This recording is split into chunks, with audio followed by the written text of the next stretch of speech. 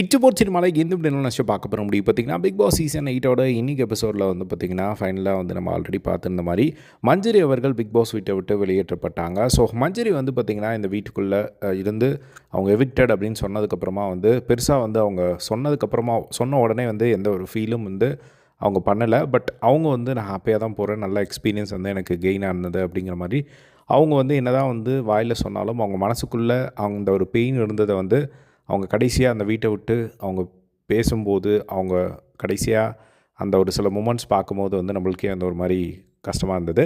So first விஷயம் என்ன அப்படின்னா வந்து கார்டை காட்டிடுறாங்க. மஞ்சரி எவிக்டட் அப்படின்னு சொல்கிறாங்க. ஹவுஸ்மேட்ஸ் மொத்த பேரும் வந்து ஷாக் ஆகுறாங்க. ஏன்னா யாருமே எதிர்பார்க்காத ஒரு எவிக்ஷன் ஹவுஸ்மேட்ஸ்க்கு.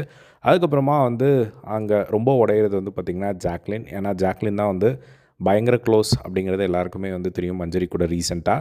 ஸோ அவங்க வந்து ரொம்பவே வந்து அழுகுறாங்க. அதுக்கப்புறமா முத்துவும் வந்து ஒரு மாதிரி உடஞ்சி ஒரு மாதிரி வந்து இருக்கார். ஸோ அவரும் வந்து அவர்கிட்ட வந்து நீ வெளியே வா, நான் அவங்ககிட்ட பேசுகிறேன், ஆனால் இந்த கேமை நல்லா விளையாடிட்டு வா அப்படிங்கிற மாதிரி வந்து மஞ்சரி வந்து முத்துக்குமரன்ட்ட வந்து சொல்கிறாங்க. அதுக்கப்புறமா வந்து நண்டு சார்பாக வந்து அவங்களுக்கு கரகாட்டம் சார்பாக வந்து கரகாட்டம் ரிலேட்டடாக வந்து ஒரு ஃபோட்டோ ஃப்ரேம் வந்து கொடுத்துட்டு அவங்கள பற்றி வந்து முத்துக்குமரன் வந்து ஒரு விஷயத்த வந்து அந்த இடத்துல சொல்கிறாரு.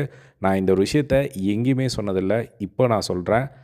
இந்த வீட்டில் யார் மேலேயும் எனக்கு பொசசிவ் வராது, ஆனால் மஞ்சரி மேலே எனக்கு வந்து ஒரு பொசசிவ் வந்து வந்திருக்கும். அதே மாதிரி யாருக்காகவும் நான் இந்த வீட்டில் நிற்கணும்னு நான் நினச்சதே கிடையாது. ஆனால் நான் மஞ்சரிக்காக நிற்கணும்னு நிறைய இடங்களில் வந்து நான் நினச்சிருக்கேன். ஏன் மஞ்சரி மேலே அந்த ஒரு பொசசிவ் யார் மேலே எப்போல்லாம் வந்திருக்கு அப்படின்னா, மஞ்சரி வந்து எப்போ ஜாக்லின்கிட்ட பேசுவாங்களோ, எப்போ ரயான்கிட்ட பேசுவாங்களோ, அந்த மாதிரி வந்து மஞ்சரி மற்றவங்க கிட்ட பேசும்போது எனக்கு ஒரு பொசசிவ் வந்திருக்கு.